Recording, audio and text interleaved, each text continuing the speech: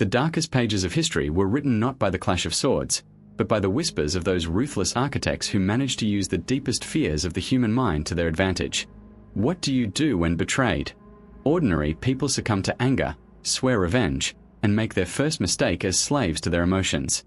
But when the person standing before you is the most flawless historical representation of dark triad psychology, the man who inspired the masterpiece of power philosophy, the prince, the rules change entirely. Cesare Borgia did not see betrayal as an insult, but as a perfect opportunity to utterly annihilate his enemies. He wasn't merely an insidious figure mixing poison behind closed doors. He was a colossal figure of authority who simultaneously commanded the minds of tens of thousands of armored soldiers, bringing the masses to their knees through fear and awe. This man, in whom Machiavellianism, narcissism, and psychopathy merged with flawless symmetry, didn't just acquire power, he became power itself. As he rode his massive black horse across a battlefield, the eyes of every soldier looking at him held not only loyalty but a freezing terror. Because Borgia had discovered humanity's primal instinct to submit to authority. With the boundless arrogance of narcissism, he positioned himself almost as a divine judge descended to earth, an unstoppable force, a demigod. When defeated enemy lords, with their shattered armor and exhausted wills, collapsed at his feet, they weren't just experiencing a military defeat, they were being psychologically pulverized. He used the minds of the masses like a chessboard. He didn't just give orders to his soldiers, he hacked their minds. He turned them into death machines devoid of their own free will, serving only their master's vision. That endless papal army marching through the freezing, dense morning fog was, in fact, the physical manifestation of the ruthless darkness in Borgia's own soul. This was not merely leadership, it was an epic display of completely erasing the individuality of the masses and surrendering them to a single absolute will, the will of Cesare Borgia. He didn't read the ruthless rules mentioned in Robert Greene's 48 Laws of Power. He wrote those rules himself with blood, iron, and psychological terror. The masses didn't love him, they didn't worship him. They were deathly afraid of Borgia, of his unpredictability, and of his silent, cold aura. And this fear built an unshakable loyalty and absolute submission that love could never create. Such is the nature of power. Like a massive red banner shining through the darkness, it blinds the will of the weak. Borgia knew that mercy was a weakness, and violence was a language of communication that should be used only when necessary and in the highest dose. When people looked at him, they didn't just see a man, they saw one of nature's unstoppable and destructive forces. This man, who designed the destruction itself and watched burning cities from a high cliff like a completely emotionless, cold sculptor, bequeathed to the leaders and strategists of the modern age the most naked, brutal, and hypnotic form of power. He was a dark icon who proved to the world that true power begins where morality ends. Cesare Borgia's intelligence relied on a diabolical calculation far beyond brute force.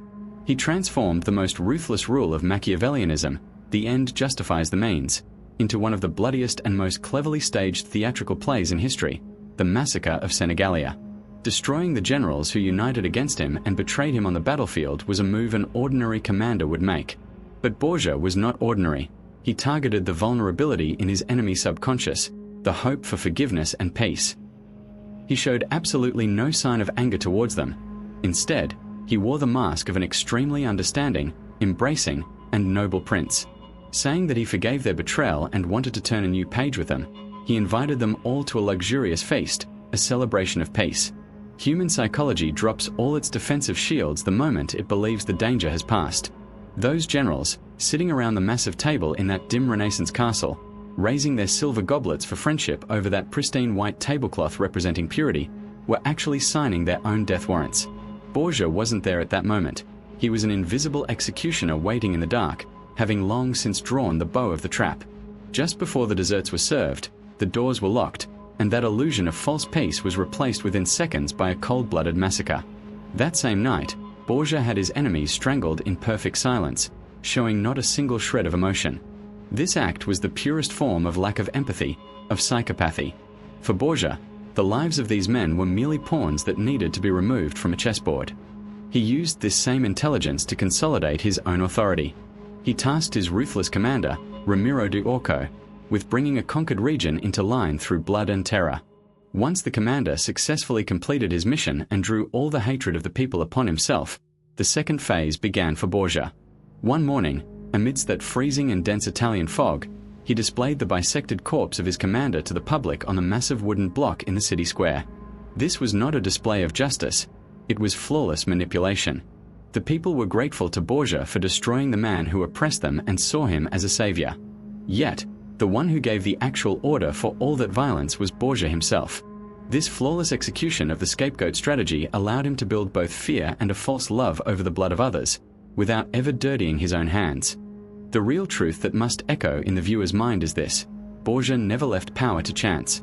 He saw everyone around him, from his most loyal commander to his greatest enemy, merely as tools to be used in his grand scheme and sacrificed without hesitation when the time came. He didn't create order out of chaos. He designed chaos itself as a weapon, fed it, and unleashed it upon his enemies at exactly the right moment. This dark intellect, hiding behind silence, obscurity, and constantly shifting masks, became the secret guide of strategists, kings, and dictators for centuries. He was the most elegant yet deadliest predator in history, proving that forgiveness is often just a trap used to make the prey easier to hunt, as deceptive as a white tablecloth.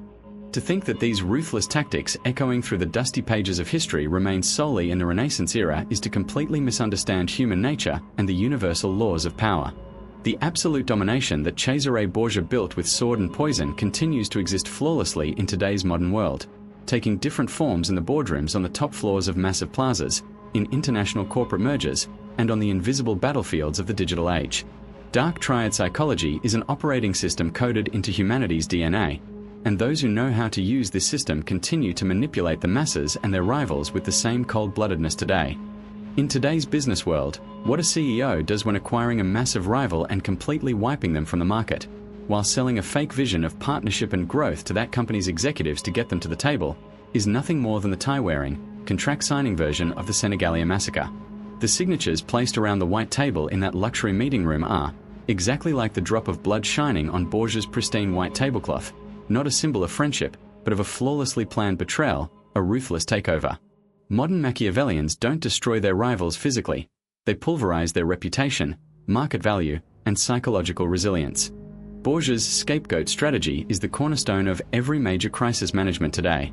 When a company is involved in a massive scandal, the CEO or board of directors pinning the blame entirely on a department head or a lower-level executive and throwing them to the media and the public serves the exact same psychological infrastructure as Ramiro de Orco being executed in that foggy city square.